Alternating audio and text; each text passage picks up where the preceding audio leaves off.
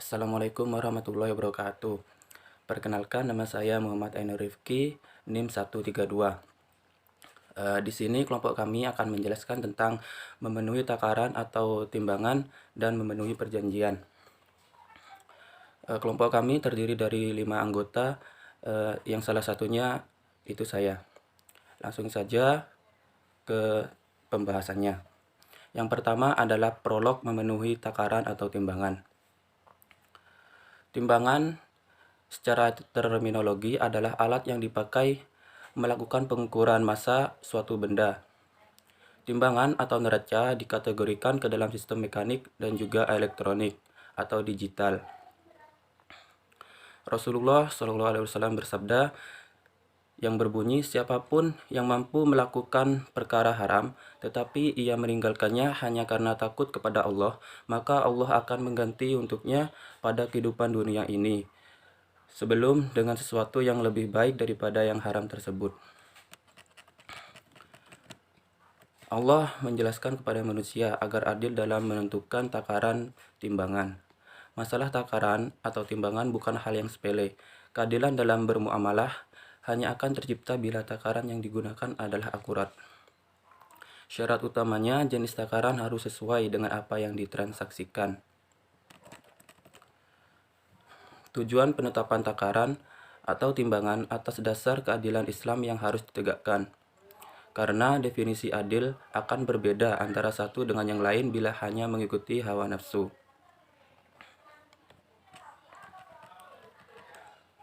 Umumnya dalam menentukan banyaknya dan jumlah barang, para pedagang menggunakan berbagai macam ukuran untuk menentukan banyak dan jumlah barang yang ditransaksikan, yaitu yang pertama, ukuran panang dengan menggunakan meter, yard, hasta, inci, dan sebagainya. Ukuran volume dengan menggunakan sa, liter, meter kubik, gating, galon, dan lain sebagainya.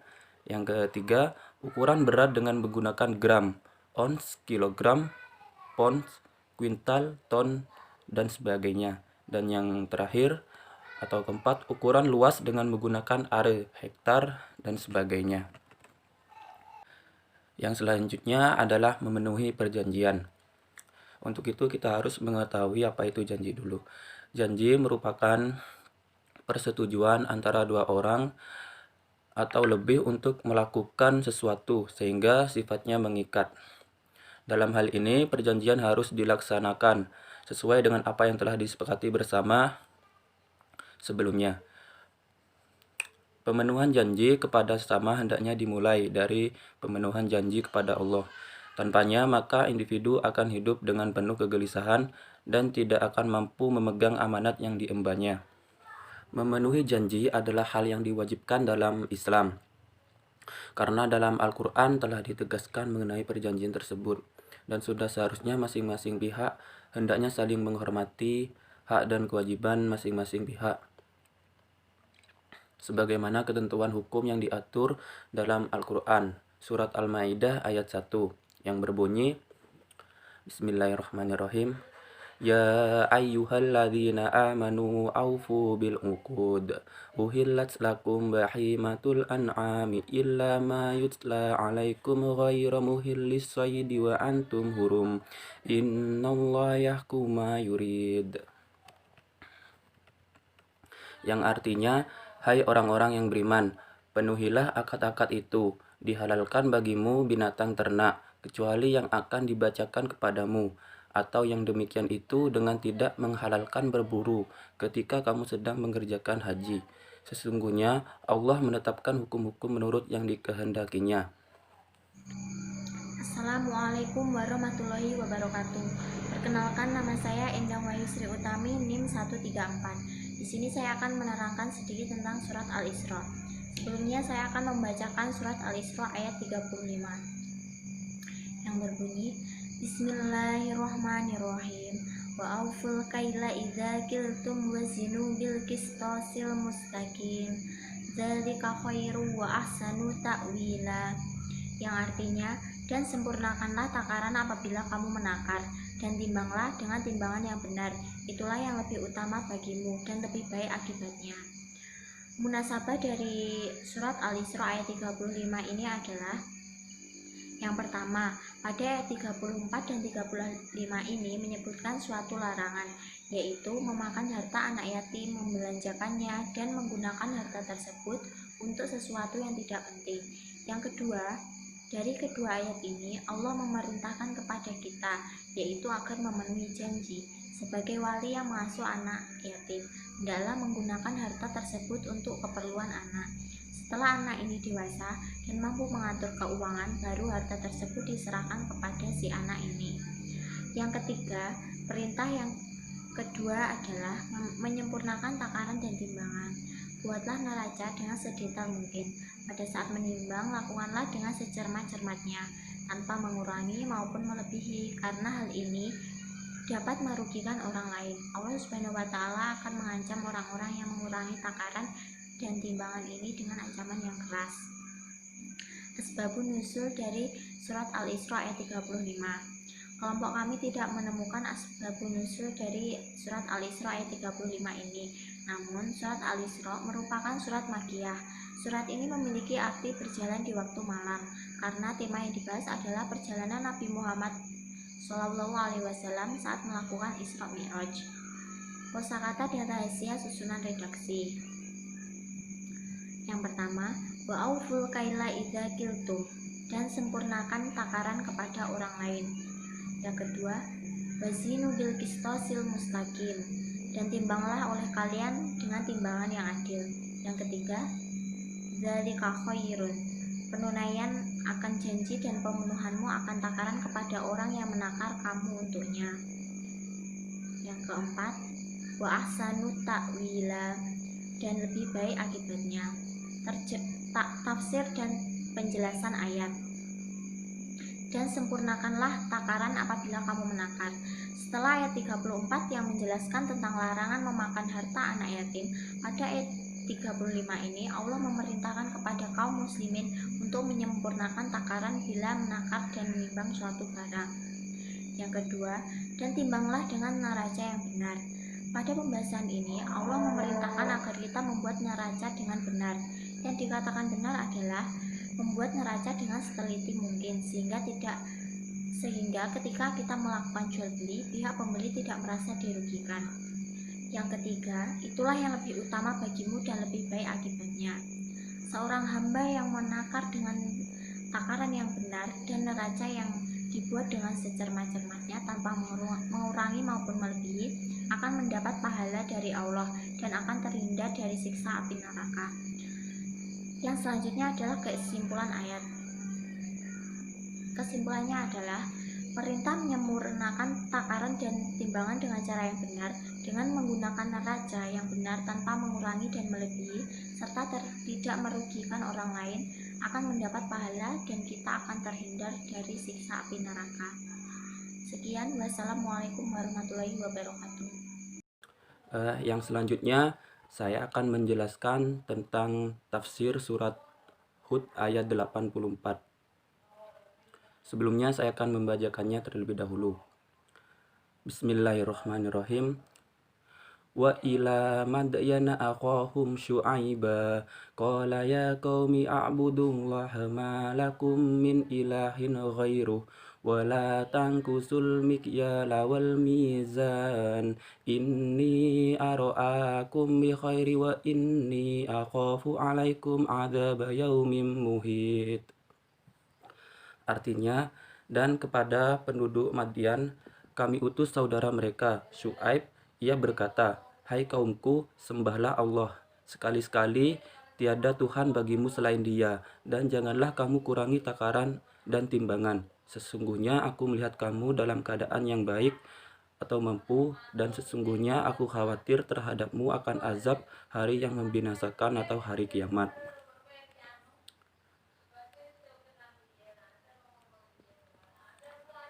Dalam surat Hud ayat 84 ini dijelaskan perilaku menyimpang kaum Nabi Syuaib mengenai kebiasaan mereka dalam mengurangi takaran atau timbangan dan betapa sombongnya mereka ketika Nabi Syuaib alaihissalam mengajak mereka untuk berlaku adil dalam takaran atau timbangan. Kosakatanya yang pertama Madyana, artinya berasal dari nama anak Nabi Ibrahim dengan istrinya yang bernama Koturo. Selanjutnya Madyan menikah dengan putri Nabi Lut alaihissalam dan dikenal sebagai kabilah atau suku yang berada di pantai Laut Merah. Yang kedua, kosakatanya adalah Tangkusu, artinya mengurangi. Dan yang ketiga, Yaumim Mahid, artinya hari yang meliputi. Dan yang keempat, Tabkhosu, artinya merugikan. Tafsir dan penjelasan ayat. Yang pertama, dan kepada penduduk Madyan kami utus saudara mereka, Syuaib. Dia berkata, wahai kaumku, sembahlah Allah. Tidak ada Tuhan bagimu selain Dia. Perkara penegakan keadilan ekonomi diwasiatkan Tuhan kepada Nabi Syuaib, yang diutus Tuhan kepada bangsa Madyan yang makmur, tetapi sistem ekonominya dibelenggu oleh perilaku bisnis tidak adil dan tidak etis. Yang kedua, dan janganlah kamu kurangi takaran dan timbangan. Sesungguhnya aku melihat kamu dalam keadaan yang baik atau makmur, dan sesungguhnya aku khawatir kamu akan ditimpa azab pada hari yang membinasakan atau pada hari kiamat. Dalam ayat ini, Nabi Syuaib memberikan nasihat kepada kaumnya karena melihat kaum Madyan dalam keadaan yang berkecukupan, mapan dan sejahtera dalam hal ekonomi. Dan apabila keadaan yang mapan seperti ini dihiasi dengan perilaku yang curang dalam bermuamalah, yaitu mengurangi takaran atau timbangan, maka hal tersebut dapat mendatangkan azab dari Allah, baik itu di dunia maupun di akhirat. Assalamualaikum warahmatullahi wabarakatuh. Perkenalkan, nama saya Waslatul Anisah, NIM 096. Di sini saya akan menjelaskan tentang surah Hud ayat 85. Bunyinya yaitu A'udzubillahi minasyaitonirrajim. Bismillahirrahmanirrahim. Wa ya qaumi awful mikyala wal mizana bil qisti wa la tabkhasun nasa asya'ahum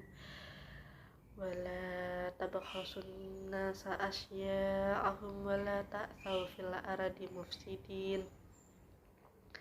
Artinya, dan wahai kaumku, penuhilah takaran dan timbangan dengan adil, dan janganlah kamu merugikan manusia terhadap hak-hak mereka, dan jangan kamu membuat kejahatan di bumi dengan berbuat kerusakan. Selanjutnya yaitu munasabah ayat. Munasabah ayat ini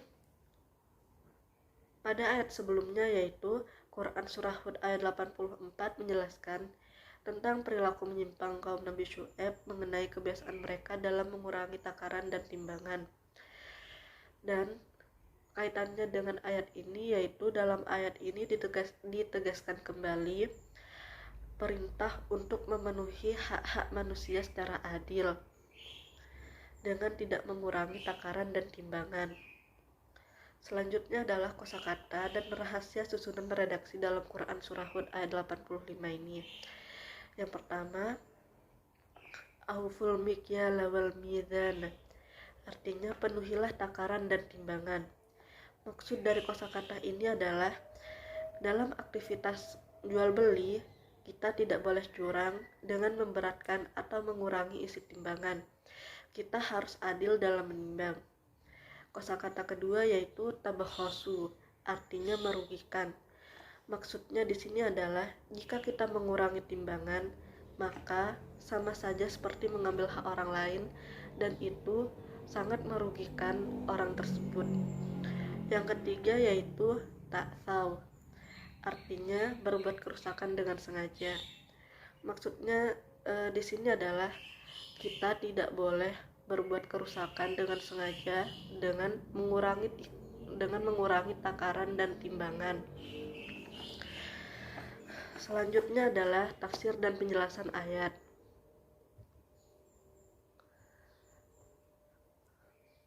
dalam Quran Surah Hud ayat 85 ini dijelaskan bahwa setelah Nabi Syuaib melarang penduduk Madyan mengurangi takaran dan timbangan, maka secara tegas Nabi Syuaib memerintahkan kaumnya untuk memenuhi hak-hak manusia secara adil dengan tidak mengurangi takaran dan timbangan yang akan mereka terima atau serahkan. Karena hak-hak manusia harusnya dijaga dan dipelihara sehingga tidak menimbulkan kerusakan di bumi ini. Jadi kesimpulan yang dapat kita ambil dalam Quran Surah Hud ayat 85 ini yaitu Allah Subhanahu wa Ta'ala memerintahkan kita untuk berlaku adil terhadap sesama manusia dengan tidak mengurangi dan mencurangi hak-hak yang semestinya mereka terima, yaitu mengurangi takaran dan timbangan, karena Allah telah memberikan rezeki bagi tiap manusia untuk mencukupi kebutuhannya. Dan apabila takaran atau timbangan dikurangi, maka akan merugikan manusia sehingga dapat menimbulkan ketidaknyamanan dan juga perselisihan, permusuhan, dan juga konflik antar sesama manusia. Itu saja yang dapat saya sampaikan mengenai Quran Surah Hud ayat 85 ini. Kurang lebihnya mohon maaf. Assalamualaikum warahmatullahi wabarakatuh. Di sini saya akan menjelaskan Quran Surat Al-Maidah ayat pertama. Bismillahirrahmanirrahim. Ya ayyuhallazina amanu aufu bil uqud. Uhilat lakum bahimatul an'ami illa ma yutla alaikum ghairu muhilas soidi wa antum hurum. Innallaha yahkumu mayurid. Yang artinya, hai orang-orang yang beriman, penuhilah akad-akad itu. Dihalalkan bagimu binatang ternak, kecuali yang akan dibacakan kepadamu, dengan tidak menghalalkan berburu ketika kamu sedang mengerjakan haji. Sesungguhnya Allah menetapkan hukum-hukum menurut apa yang dikehendakinya. Keterkaitan Quran Surat Al-Maidah dengan ayat sebelumnya yaitu surat An-Nisa ayat 176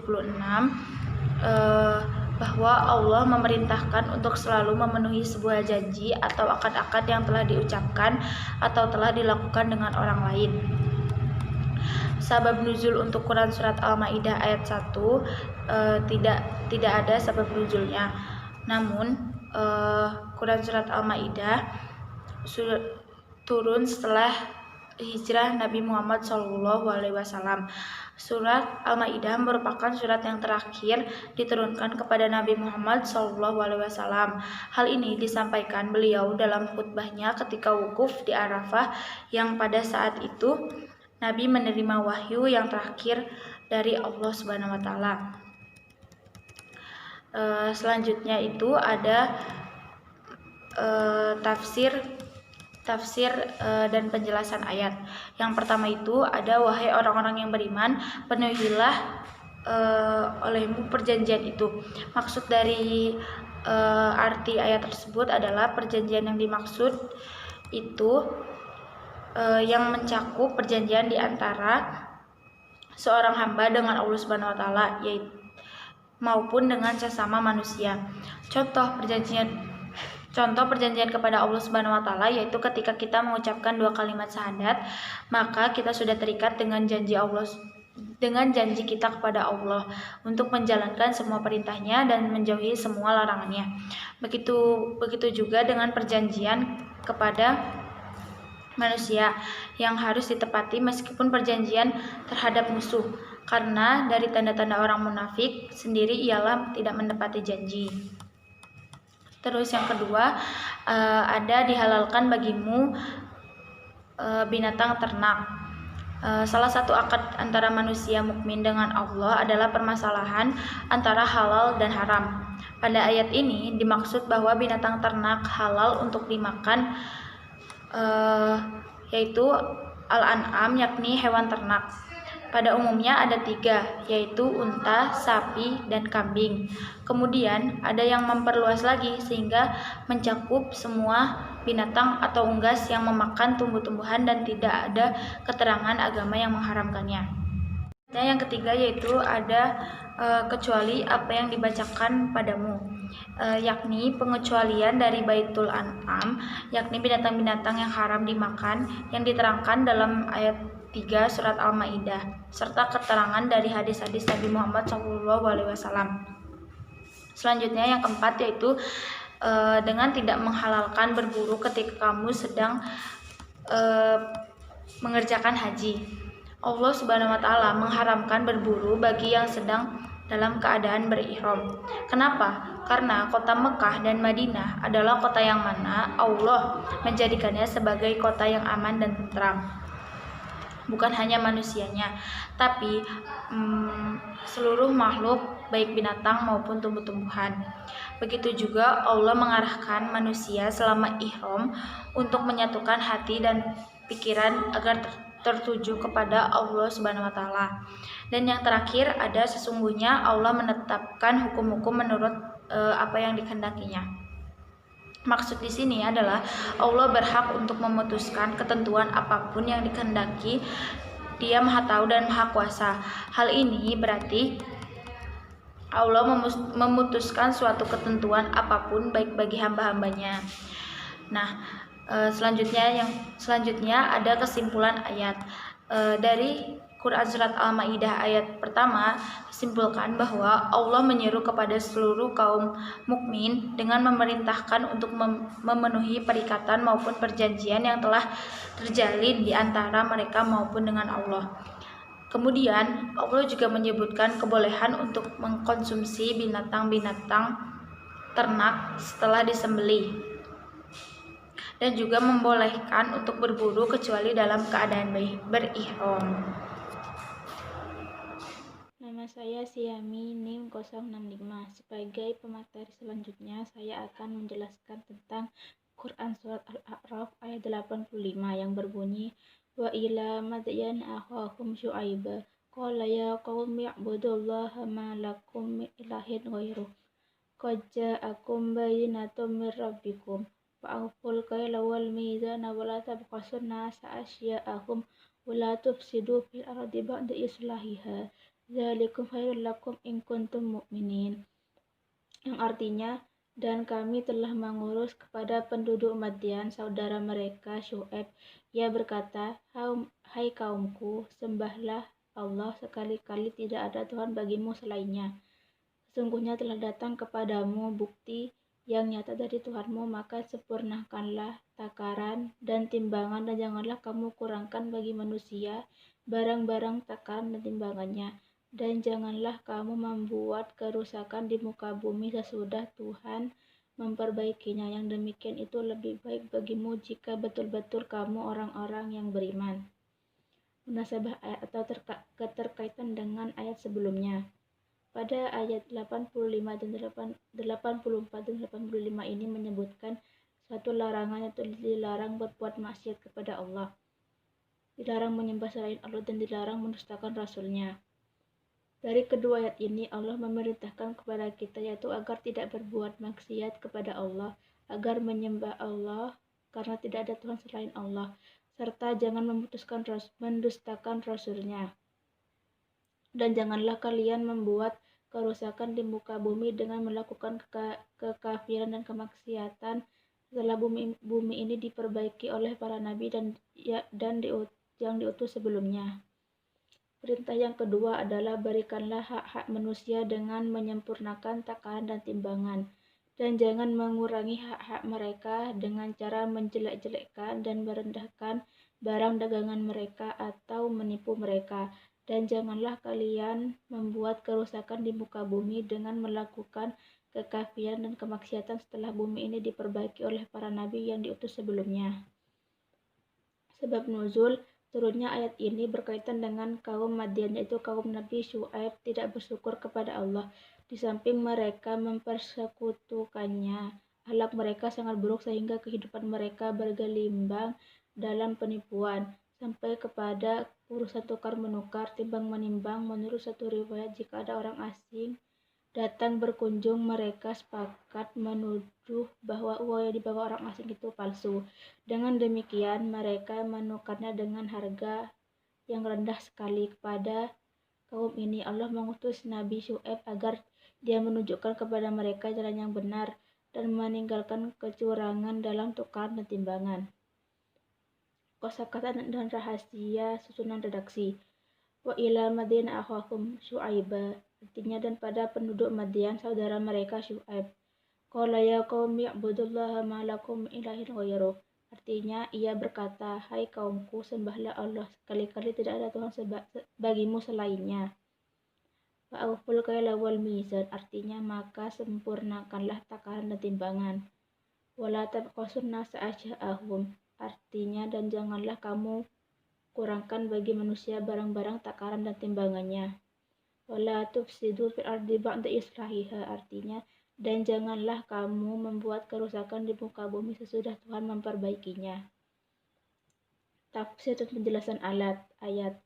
Dan pada penduduk Madian saudara mereka Syu'aib, yakni dan kami telah mengutus kepada Madian yang merupakan sebuah kabilah dan dari keturunan Nabi Ibrahim dengan seorang rasul dari golongan mereka, yaitu Nabi Syu'aib. Yang kedua, ia berkata, hai kaumku, sembahlah Allah, sekali-kali tidak ada Tuhan bagimu selainnya. Nabi Syu'aib menyeru kaumnya kepada Allah. Ia menyebutkan bahwa mereka adalah kaumnya dan dirinya adalah salah satu dari mereka yang memerintahkan mereka agar mentauhidkan Allah dan mengesahkannya dalam ibadah. Dan ini merupakan pokok dari dakwah para rasul. Ia juga mengingkari apa yang mereka jadikan sembahan adalah Tuhan yang benar, namun itu merupakan Tuhan yang batil dan akan sirna. Yang ketiga, maka sempurnakanlah takaran dan timbangan, yakni janganlah kalian mengurangi hak penjual atau pembeli dengan memakai takaran atau timbangan yang kurang atau lebih dari yang seharusnya, atau dengan cara lainnya. Yang keempat, dan janganlah kamu kurangkan bagi manusia barang-barang takaran dan timbangannya, yaitu dengan memberi cacat pada barang dagangan atau dengan mengurangi kualitasnya atau dengan menipu pembelinya. Yang kelima, dan janganlah kamu membuat kerusakan di muka bumi sesudah Tuhan memperbaikinya. Tafsir dari potongan ayat ini adalah disebutkan dalam ayat 56 pada surat ini. Nomor 6, dan janganlah kamu kurangkan bagi manusia barang-barang takaran dan timbangannya, yakni janganlah kalian mengurangi hak mereka. Dan adapun ayat ini mengatakan untuk penyamarataan sebagai peringatan bahwasanya mereka dahulu mengurangi timbangan sesuatu yang dihormati dan diremehkan dan sesuatu yang sedikit maupun yang banyak. Kesimpulan dari ayat ini adalah ayat ini menceritakan bahwa kaum Madian, yaitu kaum Nabi Syu'aib, tidak bersyukur kepada Allah. Di samping mereka mempersekutukannya, akhlak mereka sangat buruk sehingga kehidupan mereka bergelimang dalam penipuan. Sampai kepada urusan tukar-menukar, timbang-menimbang. Menurut suatu riwayat, jika orang asing datang berkunjung, maka mereka sepakat menuduh bahwa uang yang dibawa orang asing itu palsu. Dengan demikian mereka menukarnya dengan harga yang rendah sekali. Kepada kaum ini, Allah mengutus Nabi Syu'aib agar dia menunjukkan kepada mereka jalan yang benar dan meninggalkan kecurangan dalam takaran dan timbangan.